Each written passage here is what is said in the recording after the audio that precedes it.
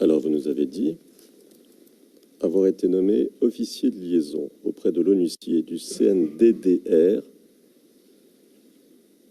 Ma question, est-ce que la gendarmerie a été impliquée dans la démobilisation, le désarmement et la réinsertion? Non.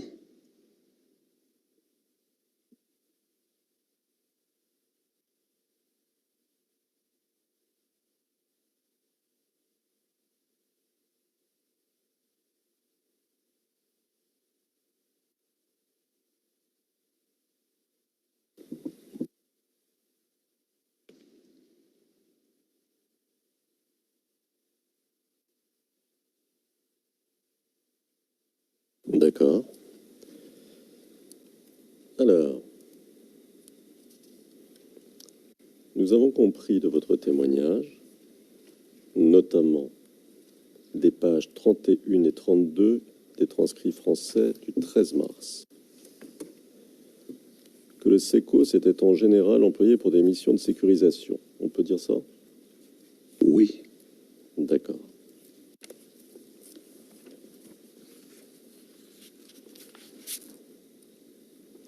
Alors, il y a eu un échange avec le représentant de l'accusation et il vous a été posé la question de savoir si le SECOS était sur le terrain le 16 décembre, lors de la manifestation, enfin de la marche du 16 décembre. Vous nous avez dit, je veux être tout à fait juste avec vous, que comme vous n'étiez pas sur le terrain, vous n'étiez pas très sûr. Mais c'est ça que je voudrais que vous nous précisiez pour que nous sachions à quoi nous en tenir sur votre position. Je vais donc vous reposer la question de manière très simple. Savez-vous si le SECOS était sur le terrain le 16 décembre 2010 lors de la marche? Si vous savez, vous nous dites que vous sachiez oui ou que vous sachiez non. Et si vous ne savez pas, vous nous dites je ne sais pas. Je ne sais pas, mais permettez que je rajoute qu'ils étaient quand même en position de réserve à l'école de gendarmerie qui n'était pas loin de la RTI. D'accord.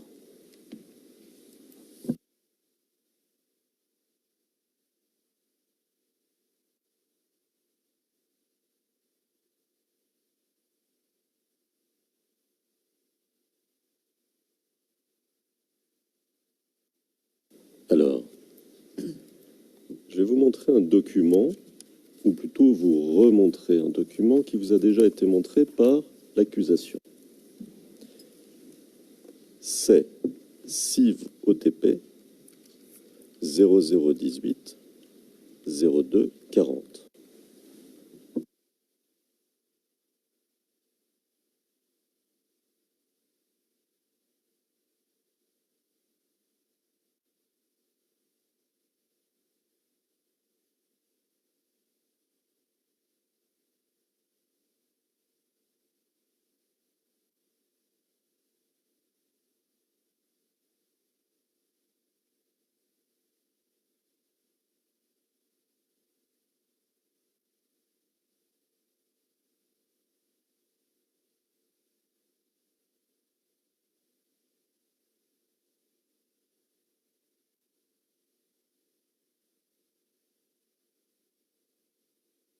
Voilà, il vient de s'afficher, monsieur. Alors, je me tourne vers le greffier d'audience pour lui demander si voilà, on peut augmenter un petit peu. Vous vous souvenez que ce document vous a été présenté? Oui. Bon. Alors, il y a eu des échanges entre vous, le représentant de l'accusation. Je ne veux pas y revenir du tout.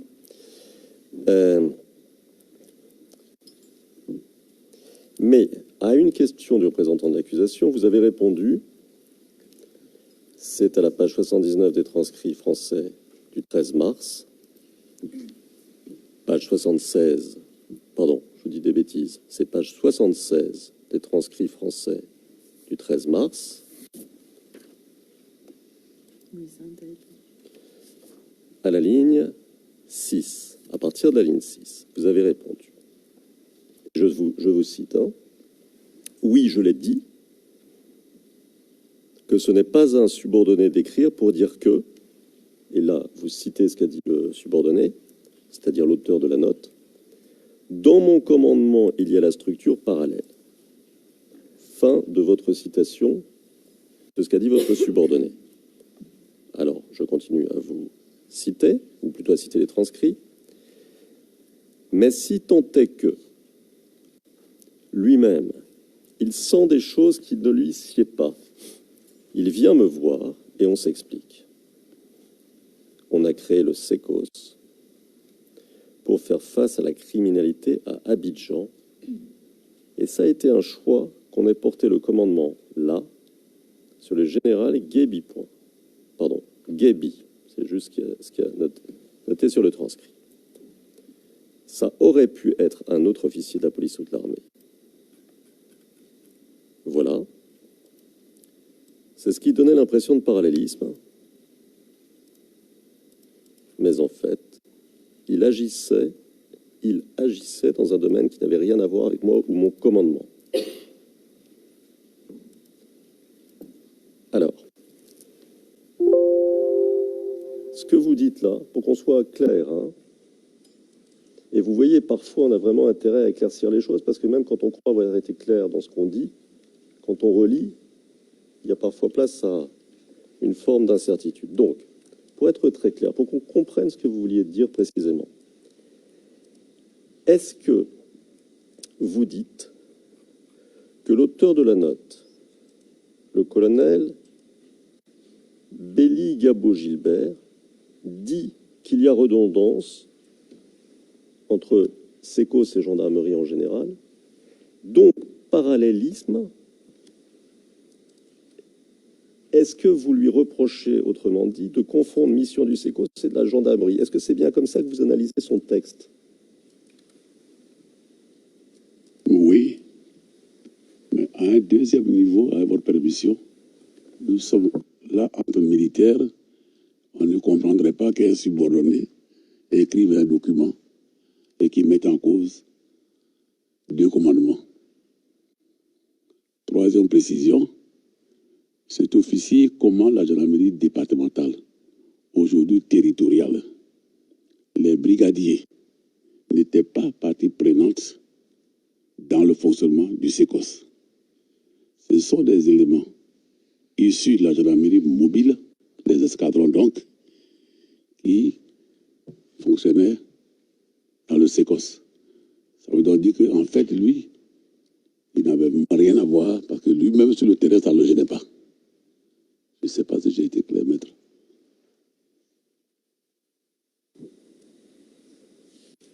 Vous avez été clair.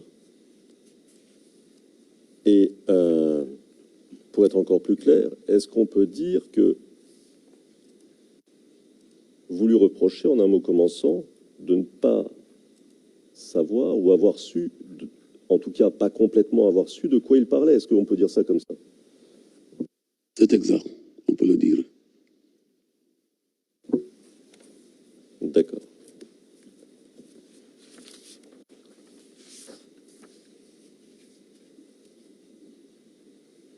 Alors, est-ce que vous pouvez nous dire en un mot en quoi la mission du SECOS n'est pas redondante, donc pas parallèle, en utilisant vos termes, avec celle de la gendarmerie?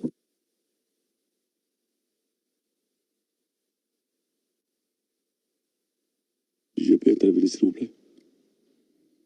Le SECOS avait été créé pour faire face à la criminalité galopante dans Abidjan,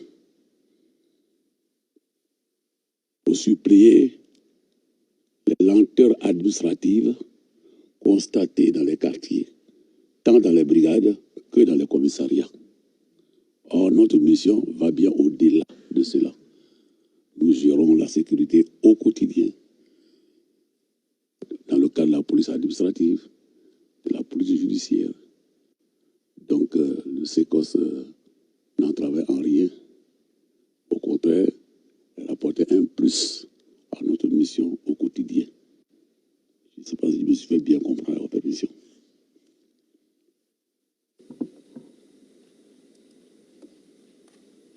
Vous avez été très clair, merci.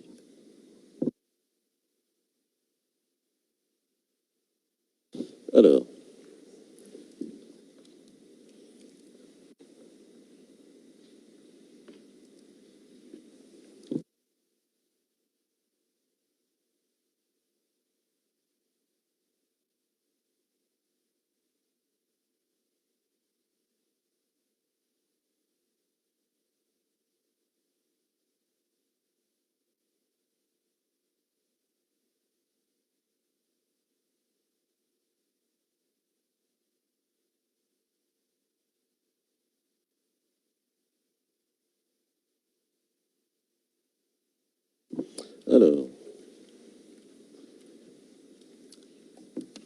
au cours de la crise, monsieur, avez-vous été informé d'intervention ou de pression de l'ambassadeur américain sur les généraux ivoiriens pour qu'ils rallient le camp d'Alassane Ouattara? Je n'ai jamais eu connaissance de cela, mais j'avais dit plus tôt que 2 officiers venus de l'ambassade des États-Unis m'avaient rendu visite et me demandaient si la gendarmerie se ralliait ou pas. Je leur ai répondu que le débat en cours est un débat politique et que la gendarmerie est apolitique. Sur ce, nous nous sommes séparés, ils sont partis, je ne les ai jamais revus.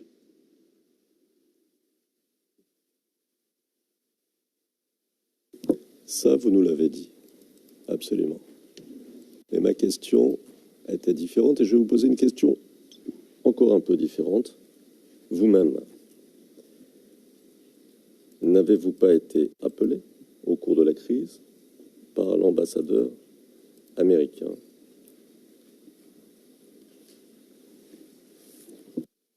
Nous sommes ici pour dire la vérité. S'il m'avait appelé, je l'aurais dit ici. Il ne m'a jamais appelé. D'accord.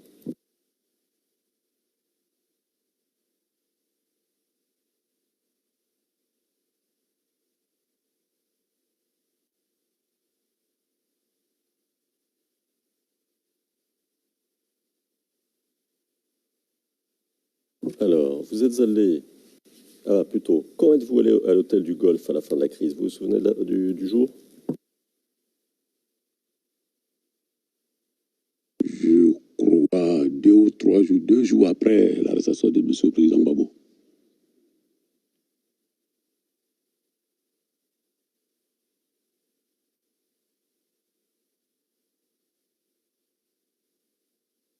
D'accord.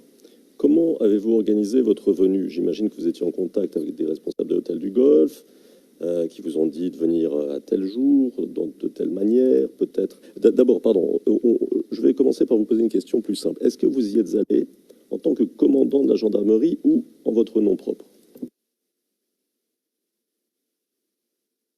2 aspects.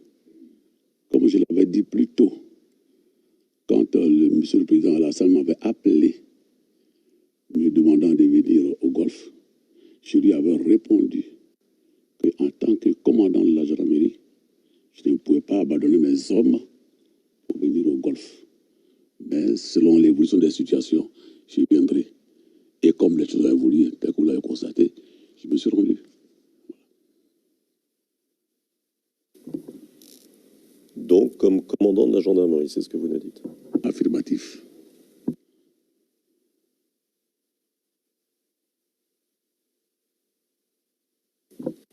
Alors, qui était, maintenant je vous pose la question que je voulais vous poser tout à l'heure, qui étaient vos contacts pour au Golfe pour préparer cette visite, pour l'organiser?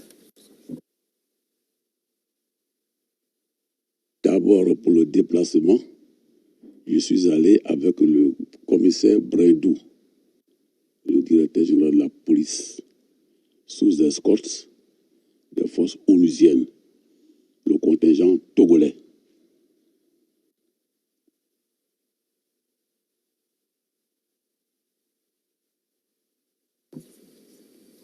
D'accord.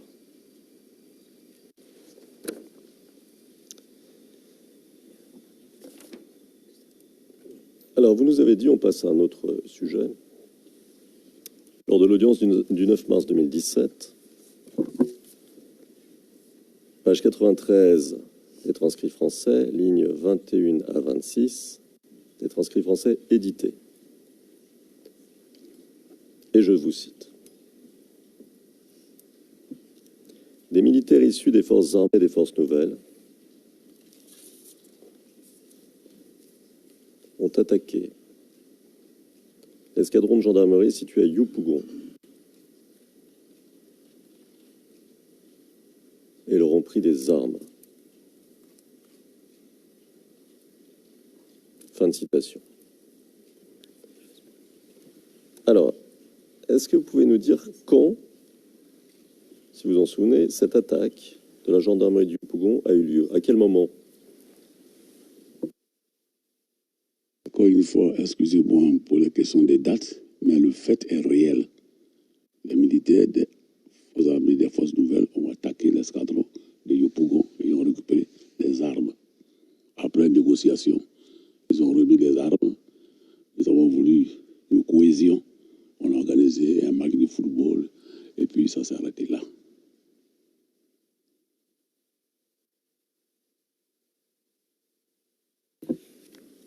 D'accord.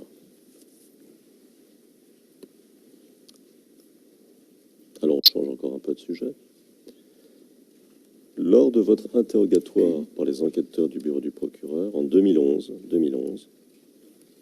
je donne la référence, CIVOTP 0016 0301, c'était la page 0312, aux lignes 422 à 433. Vous avez évoqué l'attaque de la station thermique d'Azito, AZITO, à Yopougon par les FRCI. Et je vais lire le passage pertinent de votre déclaration. Je me tourne vers les interprètes qui me disent que tout va bien, donc j'y vais. Et je cite. Personne entendu. Où l'insécurité était grandissante. Ainsi, par exemple, à chacun des grands postes, prenons par exemple Yopougon, la gendarmerie avait la garde de la station thermique d'Azito. Azito, cela le couloir d'Abidjan. C'est là où tout se passe. Parce que si cette zone avait été atteinte, Abidjan était dans le noir. Et ça s'est passé comme actuel, je peux vous le confirmer. Notre mission est de protéger la station thermique d'Azito. Et donc j'avais pris soin, quand tout allait bien, de m'adresser aux différents commandants des FRCI pour dire les gendarmes qui sont à Azito ne sont pas en combat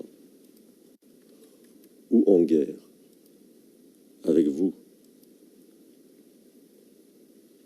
Ils ont une mission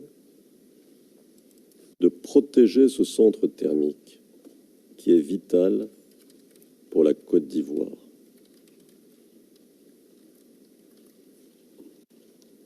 Et vous continuez, je continue à citer, mais bon, ils nous ont attaqués.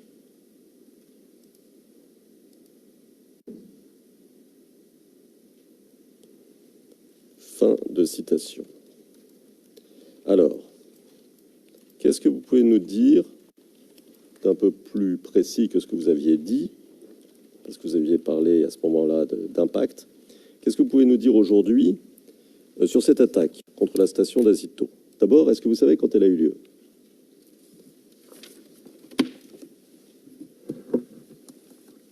Encore une fois, toutes mes excuses pour la question des dates, mais cette attaque a eu lieu effectivement.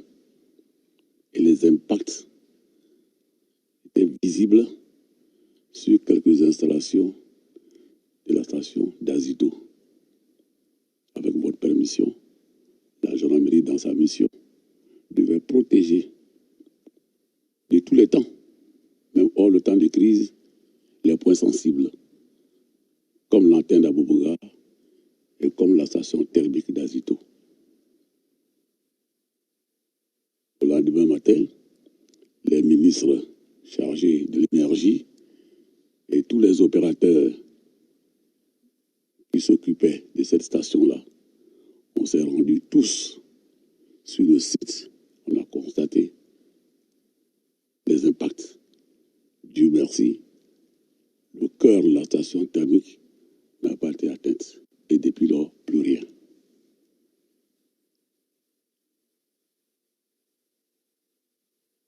D'accord. Alors, je vais vous montrer un document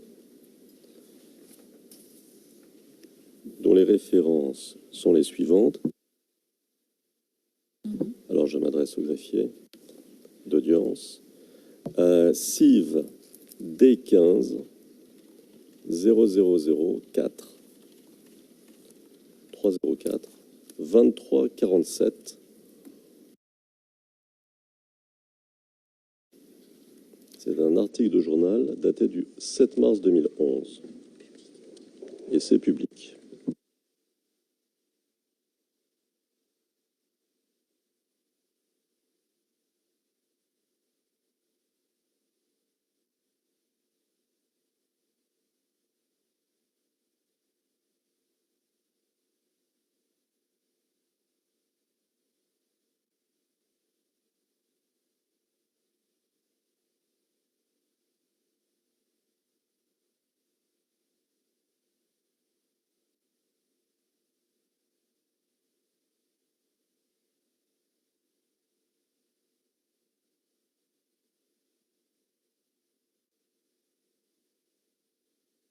Alors, vous voyez l'article, monsieur le témoin? Oui. Alors, ce que je vais demander au greffier d'audience, parce que ça me semble un peu petit là, c'est peut-être d'élargir, d'agrandir suffisamment pour qu'on puisse lire, et puis de descendre tout doucement, de façon à ce que le témoin puisse lire l'article, et ensuite je lui poserai des questions sur l'article. Mais peut-être serait-il bon qu'il puisse le lire. Donc, monsieur le témoin, vous le lisez tranquillement, prenez votre temps.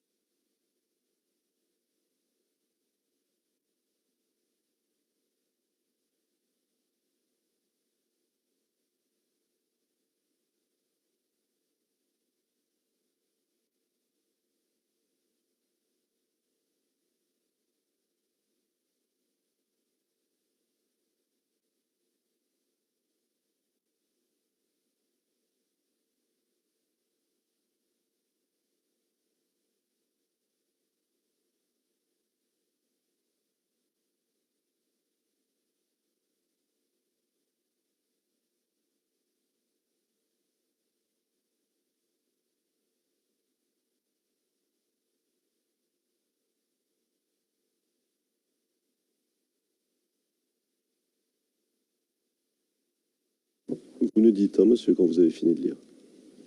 Affirmatif, j'ai fini. Ah, d'accord. Alors, donc vous avez lu cet article. Il parle d'une attaque dans la nuit du vendredi 24 au samedi 5 février 2011 contre la centrale thermique d'Azito. Ma question, est-ce que vous faisiez à l'instant référence au même incident que celui qui est décrit dans l'article? Exactement.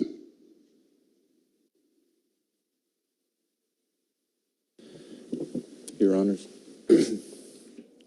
Monsieur MacDonald, Madame, Messieurs les juges, le président, Monsieur MacDonald, si c'est une date qui est précise, nous n'avons aucune objection à ce que l'on utilise des informations en source ouverte. Le président. C'est du journalisme, c'est un journal.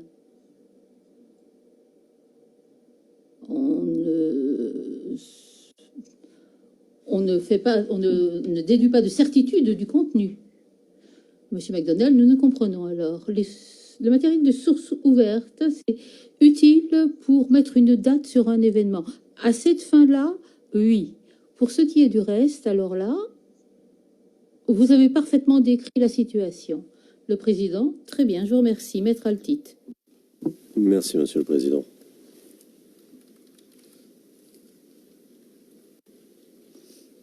Bon, reprenons notre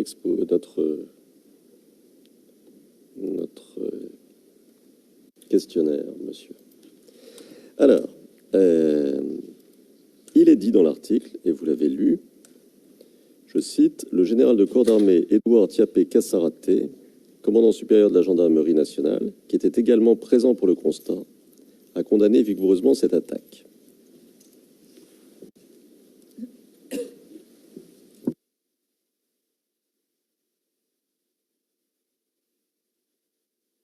Ma question, étiez-vous présent comme il est dit dans l'article? Affirmatif. Ce sont mes hommes qui surveillaient la station et qui ont été attaqués. J'étais sur le terrain. D'accord.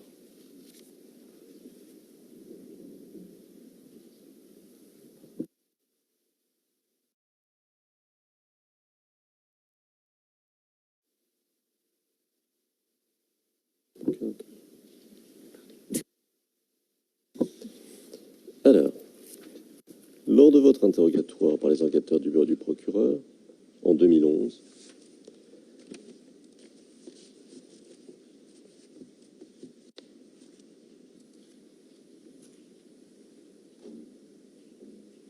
vous avez parlé de la MACA. Je vais vous poser une question, ne répondez pas tout de suite.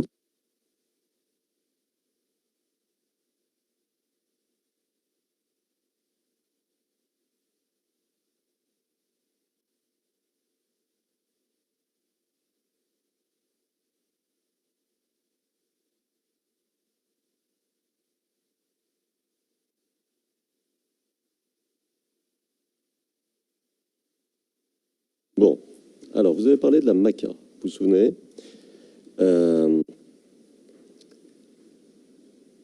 Il était question... Oh, je vais lire vos... Ce sera plus simple, je vais lire ce que vous avez dit. Donc, la référence, c'est CIVOTP 0016 0301, page 0312, ligne 436 à 439. Et je vais citer. Il a été demandé par l'état-major à la gendarmerie de renforcer, comme la police d'ailleurs, de renforcer la MACA.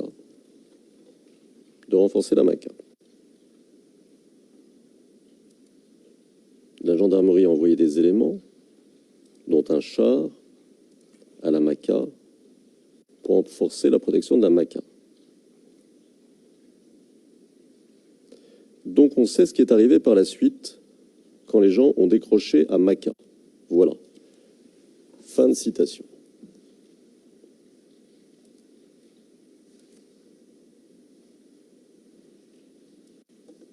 Ma question, Qu'est-ce qui est arrivé par la suite? Pour plus de précision, la Maca est collée pratiquement à la forêt du Banco, la grande forêt d'Abidjan. Et cette forêt-là était utilisée par le commando invisible pour faire des infiltrations sur Abidjan.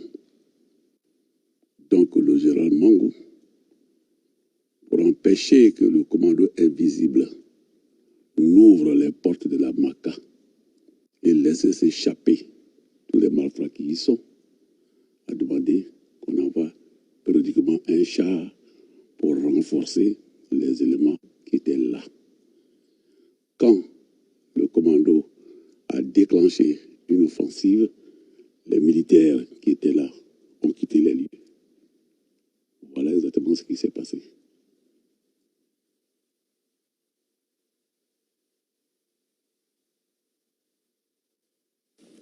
Quand vous venez de dire quand le commando a déclenché une offensive, alors est-ce qu'il faut comprendre quand le commando invisible a déclenché une offensive contre la Maca?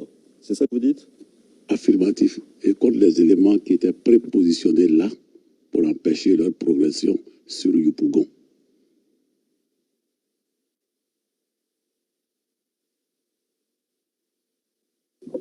D'accord.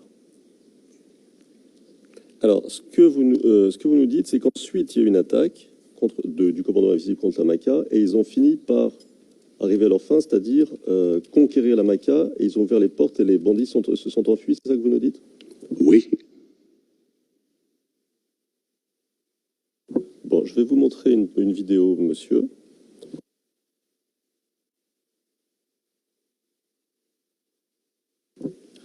Dont les références sont les suivantes. CIV D15 0001, c'est-à-dire 0001 05 75.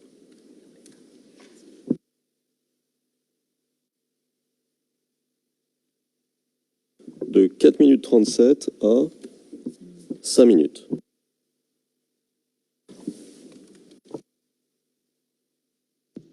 Ah, alors, j'apprends qu'on n'a pas notifié les transcrits, mais on peut les envoyer immédiatement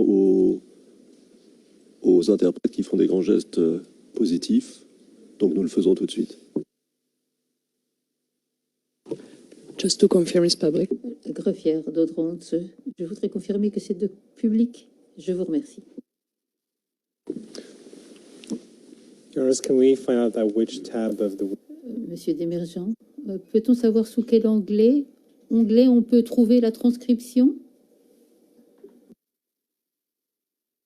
Là, j'ai dit à l'instant que la transcription n'avait pas été notifiée et que nous l'envoyions immédiatement aux enquêteurs, pardon, aux interprètes.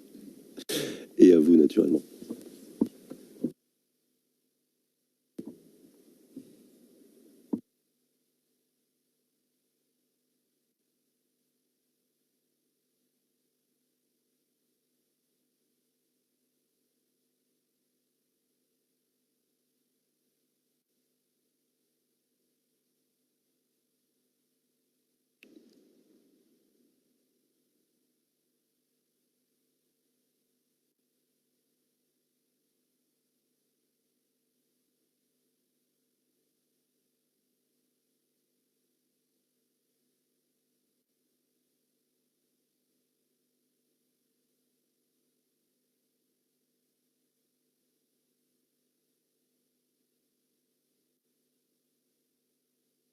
Alors, on va vous montrer une vidéo, monsieur. On est en train de charger, de tout préparer.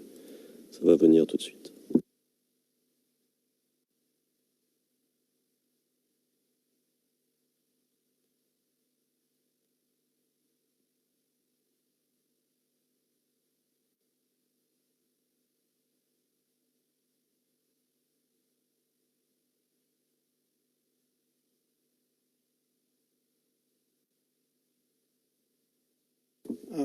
Are the interpreters ready?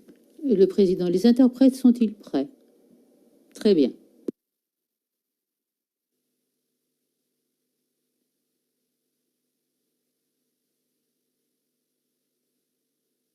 Pour libérer certains de nos frères qui étaient à la MACA. Et de là,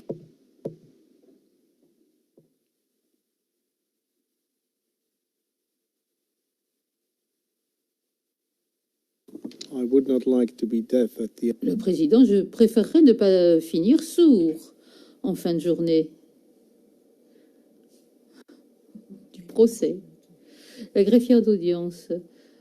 Il s'agit du pavé évidence 2.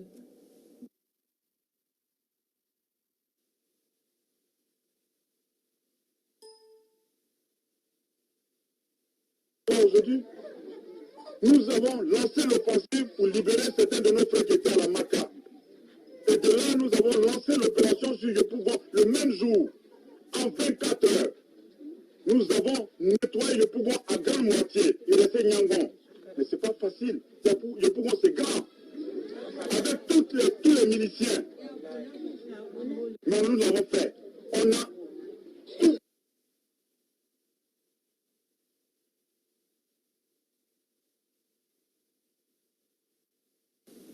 Alors, vous avez vu la vidéo, monsieur? Enfin, plus exactement, l'extrait de la vidéo. Oui, maître. Est-ce que vous reconnaissez l'homme qui parle? Non. Non.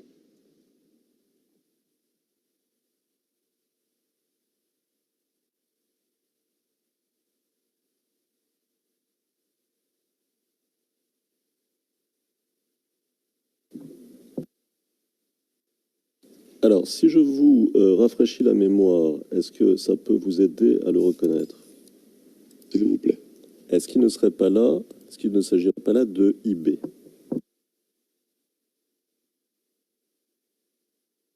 La photo n'était pas bien visible. Mais au moins, ce qui est sûr, c'est qu'il confirme mes propos de l'offensive sur la MACA, afin de libérer les prisonniers et avancer sur Yopougon. Il a confirmé nos propos. D'accord. D'accord, d'accord.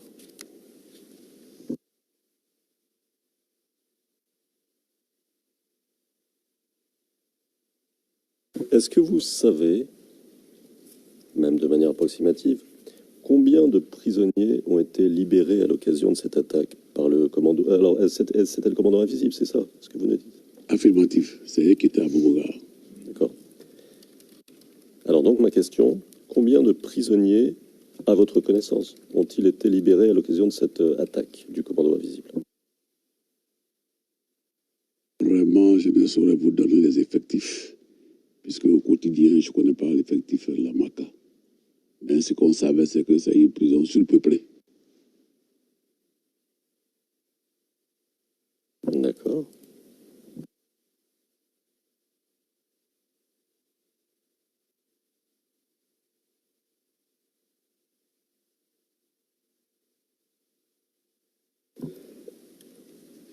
Alors, vous nous avez dit, lors de l'audience du 13 mars 2017, c'est-à-dire il y a quelques jours, à la page 78 des transcrits français, à la ligne 7.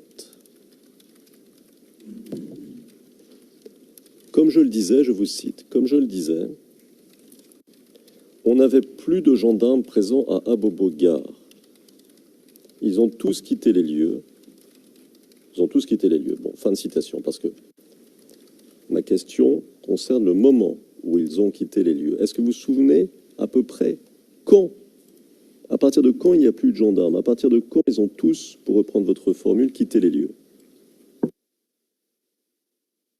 Encore une fois, excusez-moi, la question des dates, mais c'est quand on n'a pas réussi à déloger le commando invisible et que l'état-major, dont les éléments occupaient l'escadron, a décidé de quitter Abobogar pour replier vers le sud. Mes éléments aussi ont suivi le mouvement, donc ils ont quitté la caserne. Voilà à peu près ce que je peux dire.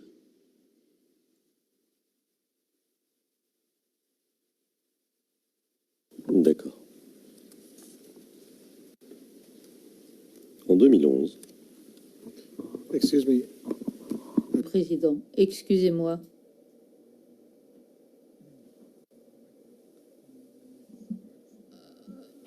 pour l'enregistrement à la ligne 22 en anglais, une fois encore, c'est la réponse. Parce qu'ici, ça donne l'impression que c'est la question qui continue. Je parle de la ligne 22, page 20. C'est le début de la réponse donnée par le témoin. Voilà, c'est corrigé. Merci. Merci, Monsieur le Président. Alors, Monsieur Cassaraté, en 2011, lorsque vous avez été interrogé par les enquêteurs du bureau du procureur, vous avez déclaré: c'est le document, ou plutôt la référence CIV OTP 0016 0204, page 0251, ligne 1685 à 1701. Ou même, je vais citer un petit peu avant, ligne 1678 à 1701. Et je cite, et c'est vous qui parlez, monsieur. Ce qu'il faut savoir, c'est que dans les zones où se sont déroulées les opérations militaires, enquêteur, oui, vous continuez, personne entendu, on avait normalement nos unités qui n'y étaient pas pour la guerre. Enquêteur, oui. Personne entendu. Ce sont les brigades de gendarmerie, enquêteur, oui. Personne entendu. Il y avait des brigades de gendarmerie à tout le pleu, c'était pas pour la guerre. Enquêteur, oui. Personne entendu. Il y avait des brigades de gendarmerie à Zouan-Ougnan, c'était pas pour la guerre. Il y avait des brigades de gendarmerie à Blo-les-Quins, à Guiglo, à Djouekoué et à Bangourou. Enquêteur, oui.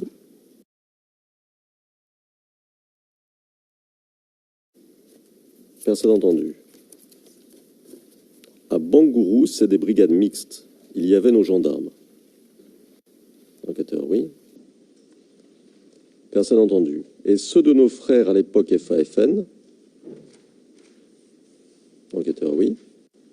Personne entendu. Et puis nous aussi. Donc cette ville n'était pas au combat.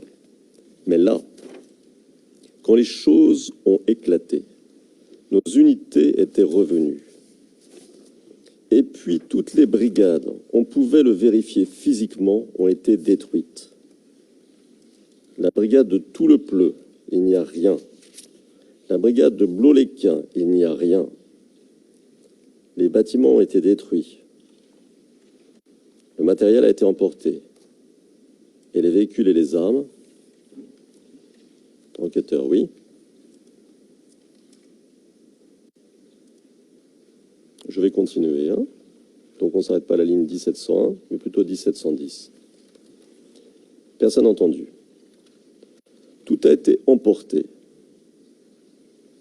Après, il y a des mots incompréhensibles. Mais en tout cas, enquêteur, oui.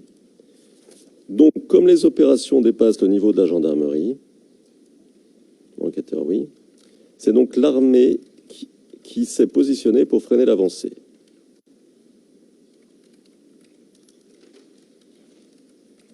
Enquêteur, oui. Personne entendu. De ceux qu'on ne connaissait pas. Il y avait de tout là-dedans. Il y avait des miliciens. Bon, en tout cas, il y avait de tout.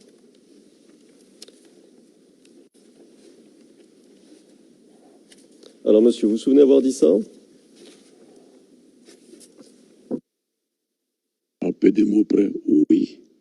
Puisque les brigades de gendarmerie sont une répartition territoriale de ces unités-là pour accomplir les missions de gendarmerie que je vous ai décrites. Suite aux attaques, ces brigades-là n'existaient plus. Au jour d'aujourd'hui, il n'y a pas de brigade à Blo-les-Quins ni à Tout-le-Pleu, sauf les bâtiments.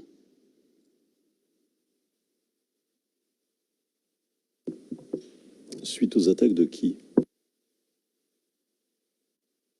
Vous savez, dans cette zone-là, il s'est passé beaucoup d'attaques forces armées des forces nouvelles, tantôt de milices de rebelles dirigés par M. Sam Boukari. Je suis précis avec ce nom-là, qui a fait beaucoup de guerres en Sierra Leone et qui s'est retrouvé là. Comment il y est venu, qui l'y a envoyé, je ne sais pas. Mais toujours est-il qu'il a opéré beaucoup de crimes dans cette zone-là. D'accord.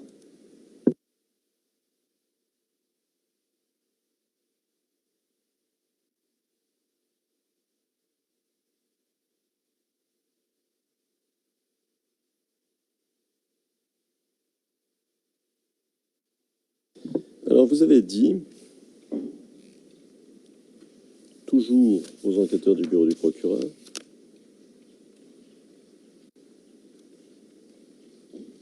je vais donner la référence, CIVOTP 0016 0304, page 331, ligne 314.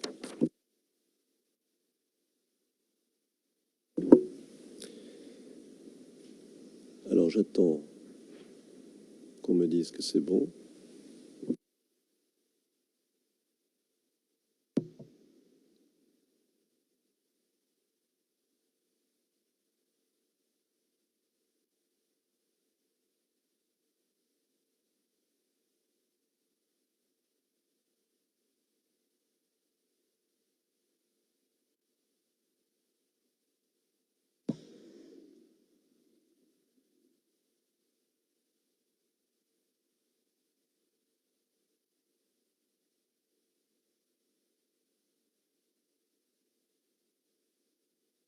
On peut y aller?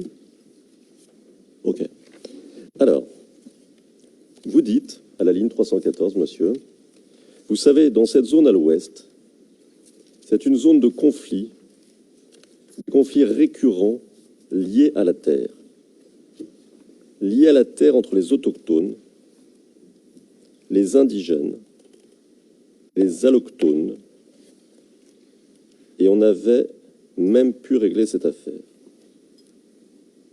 Alors, est-ce que vous pouvez nous dire un peu, pour qu'on comprenne bien, ce que vous vouliez dire à ce moment-là? Vous parlez de conflits récurrents, donc je vous pose la question de savoir depuis quand et quelle est leur nature. Vous dites liés à la terre. Est-ce que vous pouvez nous dire plus à propos de la nature des conflits? Et puis vous dites entre les autochtones, les indigènes et les allochtones. Qui sont ces personnes? Qu'on a une idée, si vous voulez, sans rentrer dans qui fait quoi, enfin des personnes, mais qu'on sache quelle était la situation dans l'Ouest. Il y avait donc trois groupes. Les autochtones et les populations qui sont nées là, qui vivent là, à qui appartiennent ces terres.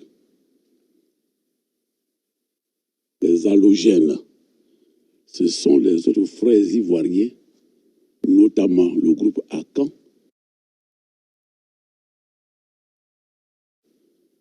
qui s'est déplacé dans cette région pour la culture du cacao. Les allochtones, ce sont nos frères du Burkina Faso qui sont venus dans cette région-là à la recherche des terres. C'est une région riche en terre et en eau qui a donc attiré beaucoup de populations. Mais la terre n'était pas illimitée. Il faut savoir de la surchauffe entre les différents groupes. Les autochtones opposés donc aux allochtones, à qui on attribue 1 mètre carré de terre. Le lendemain, ils en occupent 10. Cela a créé des problèmes. Et je vais plus loin avec votre permission. Vous avez la région de Diokwe. C'est la même région. Il y a une montagne qu'on appelle le mont Peko, P-E-K-O, où il y avait des frères burkinabés qui exploitaient cette terre-là pour le cacao. On n'a rien compris. Un de leurs chefs, qui s'appelle Ourémi, qui est aujourd'hui en prison, a transformé cette zone-là en ghetto et empêchant les autochtones d'y aller faire des cultures.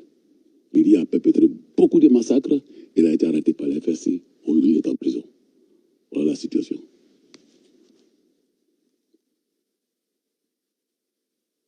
D'accord.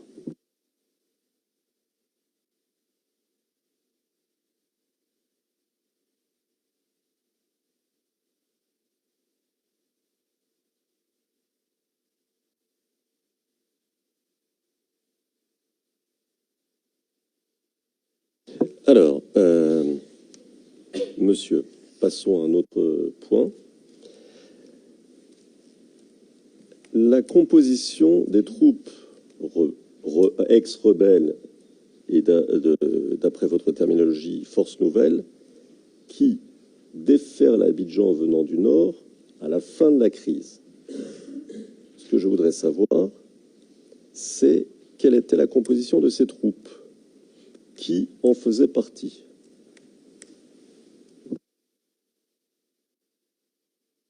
Hier, dans votre interrogatoire, vous m'avez évoqué les noms des différents chefs de zone. Tout cela était là. Donc, tous les comzones dont on a parlé hier, à l'exception de ceux que vous nous avez dit avoir été, à l'époque de la crise, basés au Golfe, les autres sont descendus à la fin de la crise avec leurs troupes du nord au sud de la Côte d'Ivoire vers Abidjan. C'est ce que vous nous dites? Affirmatif. Progressant sur 3 directions. Direction centre, Bouaké, Tébissou, Yamoussoukro, Abidjan. Agnibilokuru, Abemgourou, Azopé, Abidjan. Danané, Touleplé, Blolequin, Abidjan. Avec des bifurcations sur San Pedro dans ma région.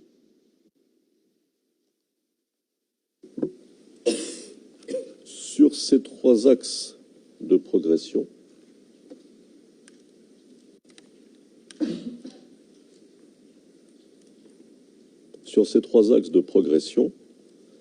y a-t-il eu, à votre connaissance, des exactions qu'ont commises ces troupes ex-rebelles devenues FAFN contre les populations?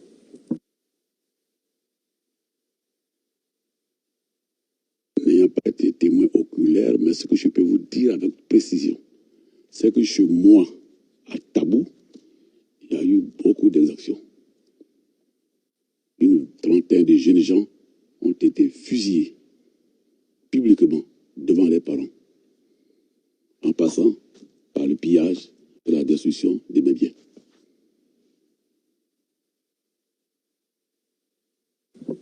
Qui était le chef rebelle à ce moment-là, à Tabou?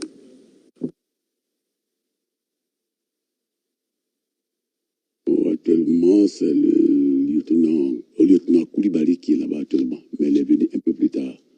Mais au moment de ce que j'ai décrit, j'étais toujours à Abidjan. Il y est encore, donc je ne l'accuse de rien, mais il y est encore. D'accord. Parmi ces troupes venant du nord, y avait-il des dozos? Oui, il y avait des dozos. Les dozos qui étaient déjà dans le sud de la Côte d'Ivoire, alors que les zones d'évolution au plan culturel, c'est le nord, pour la protection de la faune et de la flore. Depuis 1998, on a tenté de les faire remonter dans les sphères. J'ai même participé à une mission aux côtés de l'ancien ministre Émile Bombé, qui vit encore, pour inviter les dozos à se replier dans le nord, qui est dans les zones de prédilection, et non pas dans le sud. On n'y a pas réussi.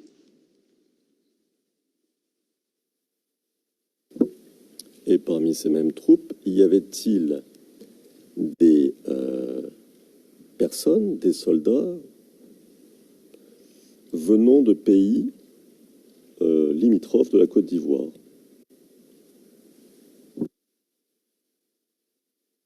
Vous savez, une rébellion, si on ne sait pas dans le temps, c'est quelques personnes qui évoluent en s'agglutинant, des personnes, au fur et à mesure de leur progression. Donc en venant du nord, c'est sûr, même si je n'ai pas vu, qu'il y avait des Burkinabés et des Maliens là-dedans. D'accord. Ces troupes rebelles qui descendent du nord au sud, à la fin de la crise, qui comportent donc et des Dozo et des Burkinabés, au moins, d'après ce que vous venez de nous dire, étaient-elles bien armées?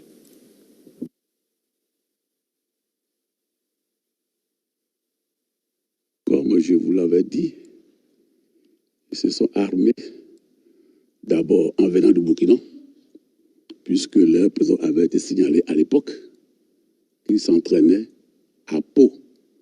Pau qui est dans le sud du Burkina Faso, à la frontière avec le Ghana. Donc ils s'est déjà armés depuis le Burkina. Ils sont revenus à les armements et ils se sont approvisionnés sur place. Et même le disent, les commentaires qu'on fait.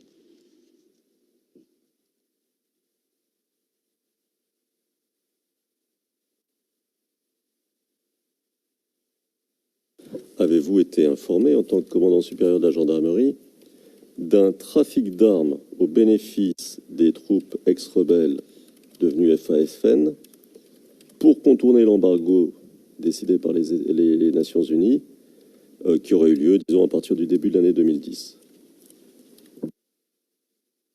J'ai eu la chance, par hasard, d'avoir lu un document de l'ONUCI sur ce que vous me dites là, à savoir le contournement de l'embargo. Ça y est, dans les tests de l'ONUCI, ils l'ont spécifié dans le rapport qu'ils ont dressé. Je n'ai pas sous la main. D'accord. De quand date votre première rencontre avec les enquêteurs du bureau du procureur? Vous allez peut-être me rabrouer avec les questions des dates, mais dès qu'ils m'ont appelé, moi, je suis disponible et je les ai reçus dans au moins 3 ou 4 hôtels à Abidjan pour les auditions. Depuis Dakar, j'arrivais à Abidjan, on les rappelle. Moi-même, j'ai payé mon billet d'avion retour qui faisait près de 600 à 800 000 à chaque appel, de ma propre poche. Je vais vous aider. Nous avons au dossier une première rencontre qui date du 10 août 2011. 10 août 2011. Vous en souvenez? Même si je m'en souviens pas, c'est exact, il ne peut pas mentir. On s'est rencontrés. D'accord. Ma question. À ce moment-là, 10 août 2011, c'est donc très peu de temps après la fin, enfin en tout cas après la prise de la résidence présidentielle, qui a eu lieu en avril, si vous vous souvenez, en avril 2011. Donc à ce moment-là, le 10 août 2011, ou à cette période, y avait-il encore des affrontements entre, disons, les anciens rebelles devenus FAFN et les populations? Ce que nous savions avec précision, c'est ces commandos invisibles dont on ne connaît pas le volume. Pour répondre donc, il y avait encore des attaques sporadiques à Abidjan, qui sont déplacées d'Aboboga à Koumassi, que vous connaissez bien. D'accord. Alors, ensuite, nous avons au dossier une deuxième rencontre avec les enquêteurs du bureau du procureur qui s'est déroulée au début d'octobre 2011. Alors, ma question, aussi bien pour août 2011 que pour octobre 2011, qui vous a mis en contact avec le bureau du procureur? Pas de mise en contact directe, mais j'avais reçu un appel de monsieur le Premier ministre Oroguio. C'est un appel, c'est lui ou c'est pas lui, je n'en sais rien, mais qui m'a dit que les enquêteurs du bureau du procureur se rendraient à Abidjan et qu'on s'était disponible pour les enquêtes. J'ai répondu à vos ordres. Mais nous avons rencontré le Premier ministre, moi, plusieurs fois, on n'en a jamais parlé.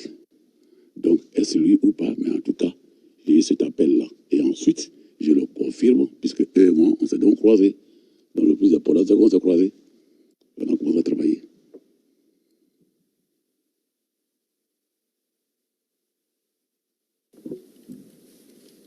D'accord. Alors, vous avez même dit, lors de l'un de vos entretiens avec les enquêteurs, dans votre déclaration, référence CIV OTP 0016 04 49, page 469, ligne 706. 707 plutôt. 707. Et vous dites, et je cite,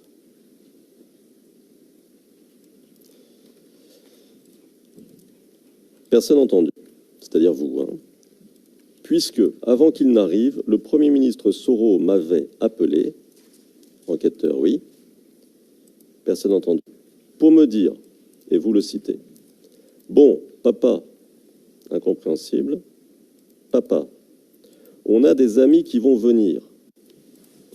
Prêtez-vous à leurs questions. Fin de la citation des propos que vous prêtez à Guillaume Soro et fin de ma citation à moi. Donc, il vous a dit, on a des amis qui vont venir. Comment avez-vous compris ce terme-là, des amis qui vont venir? Est-ce que vous vous êtes dit, il faut que... Enfin, c'est un ordre, je ne peux pas échapper à cela. Très respectueusement, il m'a dit des éléments à ces pays vont venir à Abidjan. Le mot papa, oui, mais est-ce que ça vaut la peine que j'en parle ici? Si vous voulez, j'en parle ici, j'ai l'autorisation de dire pourquoi il m'a appelé papa. Allez-y. Oui, monsieur Soro, Guillaume et moi, plus le ministre Blé Goudé ici présent, nous sommes des vieilles relations, de vieilles connaissances. À un moment donné de leur histoire, des jeunes étudiants en difficulté avec le pouvoir d'alors, quelques personnes de bonne volonté et moi-même leur avions accordé gîte et recouvert. Monsieur le ministre est ici présent. C'est pour cela qu'on a cette familiarité. Et le ministre, sur le Premier ministre Guillaume, à chaque occasion, il le dit publiquement. Ça me gêne, mais il le dit publiquement que le général, à un moment donné, m'a aidé, m'a protégé avec mon frère Blé Goudé.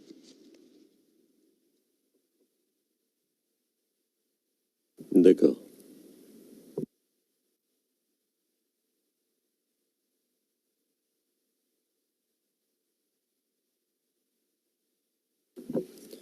Alors,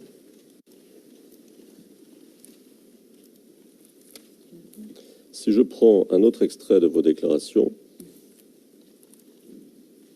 CIV OTP 0027 0277, page 281, je vais citer à partir de la ligne 122, mais je vais à un moment ne pas citer le nom que vous citez, parce que, enfin, c'est évident pour nous tous qui sommes ici, il s'agit du nom, probablement, d'un enquêteur du bureau du procureur, mais j'en suis pas sûr, c'est pas très clair. De toute manière, je vais pas le citer. Alors, vous dites, ligne 122, personne entendu.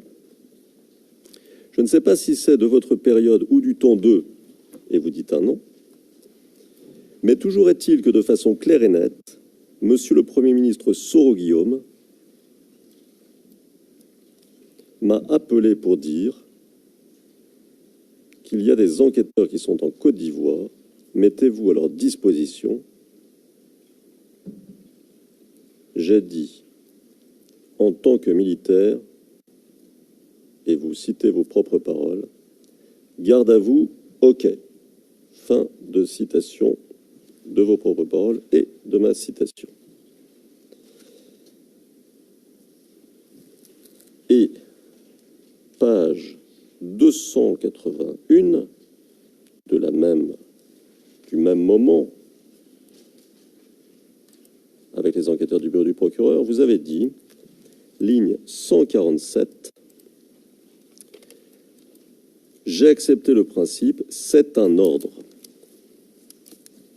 Donc, monsieur, vous vous souvenez bien d'avoir dit c'est un ordre.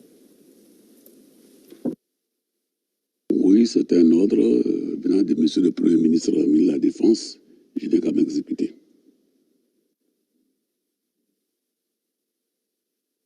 D'accord. tous ces entretiens qui ont été nombreux avec le bureau du procureur, est-ce que vous aviez un avocat à vos côtés? Non, la question m'a été posée. J'ai dit que je n'en avais pas besoin d'un avocat. Si je sentais le besoin, ben, je leur dirais cela.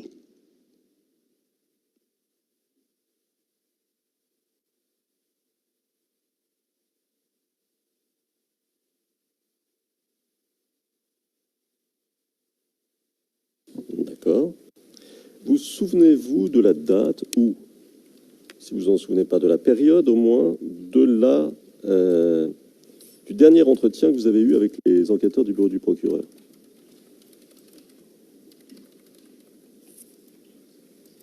Enfin, je ne sais pas si ceux qui sont à Abidjan sont assimilés, mais il y a des agents à Abidjan qui m'ont appelé, qui voulaient me rencontrer. Et donc, on s'est rencontrés à 2 reprises pour préparer donc ma venue ici pour le témoignage. Et ce jour-là, ils m'ont remis 45 000 francs CFA. Il paraît que c'est le déplacement. D'accord. C'était quand, ça?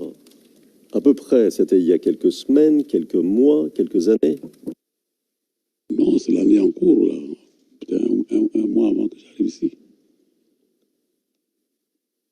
Il était question que j'aille à Dakar d'abord parce que j'y suis et que je revienne à Abidjan. Bon, voilà, c'est ça.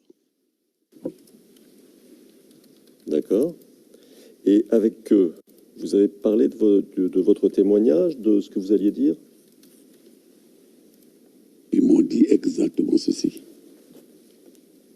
Il vous faut un passeport vert et comme il n'y a pas d'ambassade des Pays-Bas à Abidjan, faites votre passeport vert, nous irons établir votre visa à Accra, au Ghana. Sur ce, je suis rentré.